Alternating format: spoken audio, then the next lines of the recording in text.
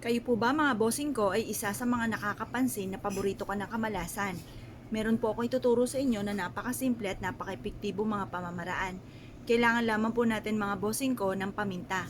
Kung marami kayong paminta, ay mas mainam, mas marami. Ngayon po mga bossing ko, iharap po kayo sa may silangan ng 6:30 or kaya po ay alas 7. At ibibilad po natin to hanggang alas 8 pa ng umaga. Ngayon po mga bossing, pag kayo nakaharap na, mag-wish po kayo dito at pasulyap-sulyap kayo ng konti sa may liwanag ng sinag ng araw. Pero syempre, huwag kayong tititig dahil maaaring lumabo ang mata po ninyo, sasakit ang mata ninyo. Pasulyap-sulyap lang mga bossing. Tapos, i-mindset nyo na ang mga pangarap po ninyo ay matutupad.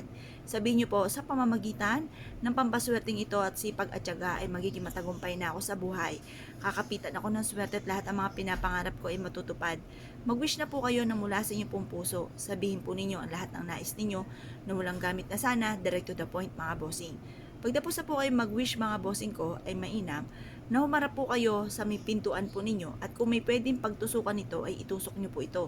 Ngayon po, kahit gaano kadami, basta makapagtusok ka po ng ganito, mas marami ay mas okay. Ngayon pa mga bossing, habang tinutusok nyo po ito sa lupa, paulit-ulit kayo nagwi-wish na itinatapon ko na lahat ng kamalasan ko at huwag ka na muling babalik pa. Pagtapos po niyan mga bossing ko, i-mindset nyo na kayo magiging matagumpay at lahat ng mga pangarap ninyo ay matutupad. Pagtapos na po ito mga bossing, pwede rin naman ang ibang pamamaraan bukod sa pagtutusok ng ganito sa may harapan ng inyong tahanan. Kumuha po kayo ng isang maliit na baso at ilagay ang paminta. At pagkatapos ay mag-wish ka na sa pamamagitan nito, lahat ng mga pangarap nyo ay matutupad.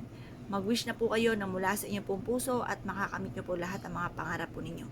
Ngayon po mga bossing, mas mainam na kayo po ay may positibong pananaw sa buhay kapag gumagawa ng ganitong mga pamamaraan. Ito po ay napakasimple pero napaka-epektibo rin naman po nito. Ngayon po mga bossing, mas mainam po na kayo po ay may 100% na paniniwala. Ngayon po mga bossing, ang iba nyo pang pwedeng gawin, kumuha ka ng isang baso, tapos maglagay ka ng 7 butil lamang po ng paminta. At pagkatapos ay mag-wish ka na alisin na lahat ng mga kamalasan ninyo at puro swerte na dumating po sa inyo. Ngayon po mga bossing, kung kayo po ay naniniwala at gagawin nyo po yan, subukan nyo po yan. Basta kapag tubig, kailangan lagi malinis. Or kung halimbawa man po ay naging brown na ang tubig gawa ng paminta, huwag nyong hahayaan na matutuyo ang tubig. Kapag napansin nyo na parang umuunti, palitan nyo na lang po muli at lagyan ulit ng panibagong paminta at bagong tubig. Mas mainam na huwag nyong hahayaan na matutuyo sa isang basong tubig ang ating tubig na may paminta.